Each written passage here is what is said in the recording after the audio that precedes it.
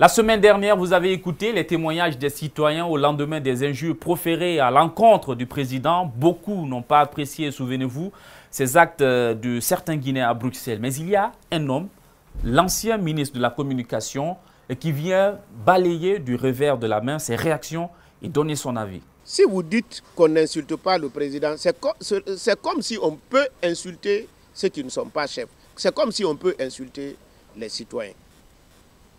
Dieu a dit, Lahad karamallahu banu Adam. C'est moi qui ai créé l'homme et je l'ai élevé. Aucun homme ne mérite d'être insulté. Et même la constitution, le droit positif, la constitution guinéenne, dans son article 5 dit, la personne humaine et son droit sont sacrés et l'État est obligé de protéger. Mais c'est ce qui est bizarre chez nous. Un président de la République, c'est qui? Parce qu'on dit qu'on ne doit pas l'insulter parce qu'il est le représentant, c'est lui qui représente la Guinée. Mais comment un représentant peut être plus important que le représenté? L'ambassadeur de Guinée en France représente Alpha Condé en France. Est-ce qu'il est plus important que Alpha Condé? On peut dire qu'on n'insulte pas l'ambassadeur, on peut insulter le président. Dieu a dit que c'est lui qui a envoyé les hommes pour rester sur cette terre, pour devenir ses califes. Nous sommes représentants de Dieu sur cette terre. Est-ce qu'on peut dire aujourd'hui que nous sommes plus importants que Dieu? Donc il faudrait qu'on comprenne que personne ne doit être insulté. Mais il ne faut pas dire que c'est le président qui ne doit pas être insulté. Et d'ailleurs, entre la population et le président de la République, c'est le président qui est l'esclave de la population. Nous tous, nous dépassons aujourd'hui Alpha Condé. Pour la simple raison, chacun de nous a enlevé une partie de sa souveraineté, une partie de son honneur, une partie de ses droits pour lui remettre à lui. Lui, il est assis, nous le nourrissons. Entre celui qui est nourri et celui qui nourrit, qui est supérieur? Immersion à la casse de Madina à présent, le centre de négoce et de bricolage auto. Ce sont des centaines de jeunes qui y vont chaque jour travailler pour survivre malgré les clichés. Ils sont interrogés par Alpha Omar Baldé. Bienvenue dans le coin des vrais gens. Je m'appelle Mouri Kanti. Mouri Kanti.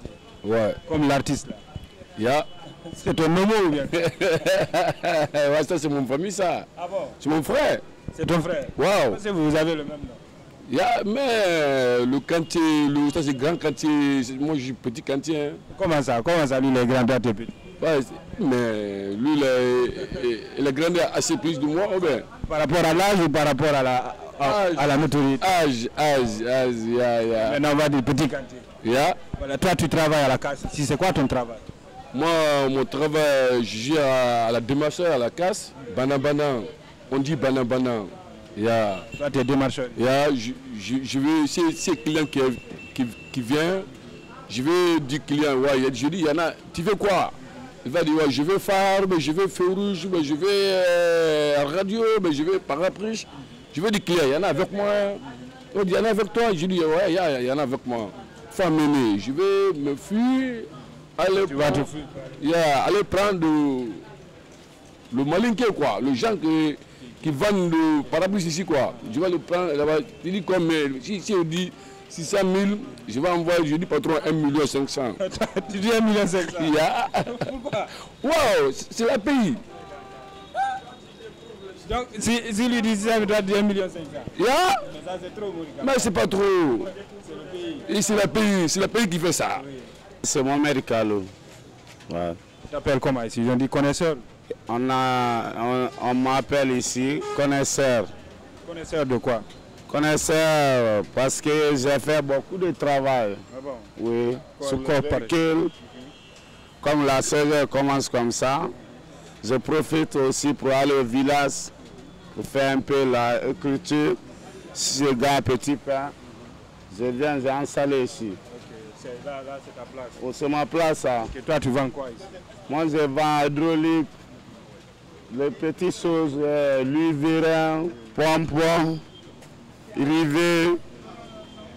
Bon, beaucoup de choses. C'est comment les activités actuellement à la casse ici? Activité, c'est très difficile. Moi, j'ai été ici, première victime à la casse. Première victime? Oui, ils ont brûlé mon boutique. Oui. je n'ai rien eu comme l'argent. Ils ont envoyé l'argent, même un franc, je n'ai pas eu. Ah, ils ont envoyé l'argent pour vous dédommager? Pour dédommager, je n'ai pas eu. Moi, ils ont envoyé l'argent pour vous dédommager? Oui. Mon père aussi, il a été premier victime RPZ Arc-en-Ciel. Jusqu'à présent, je n'ai pas découragé. Et si derrière vous, quand même, on se débrouille. Si je gagne un peu, je vais aller au village, je fais l'agriculture. Je vends, après je viens, je me débrouille ici.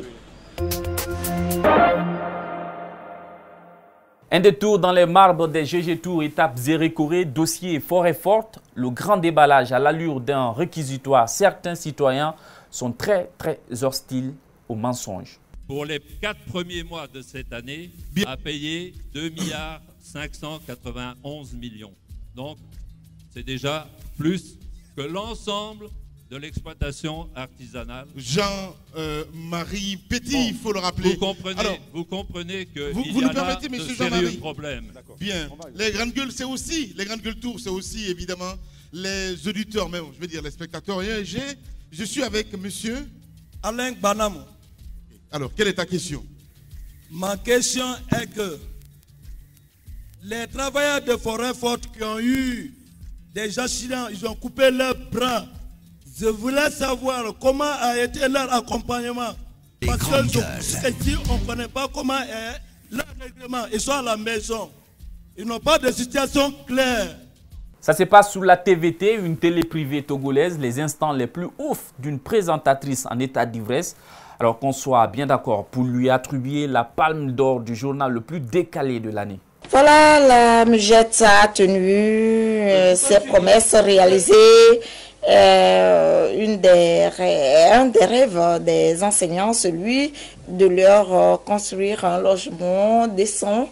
Et voilà, qui est fait à Néo, dans la préfecture des Lacs. Chaque enseignant a désormais un logement pour soi et dormir avec sa famille sur 200 mètres carrés.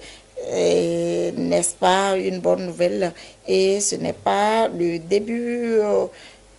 Tous les enseignants auront gain de cause dans les prochains jours.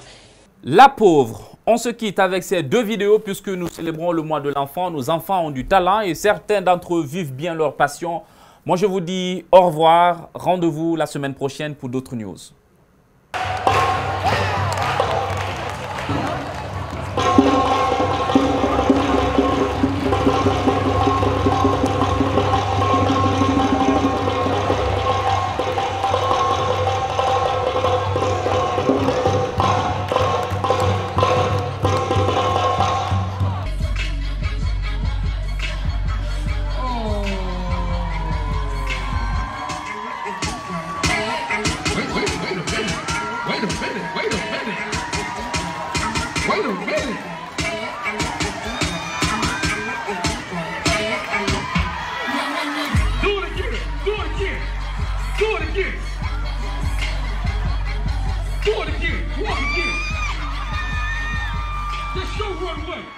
Just show run one.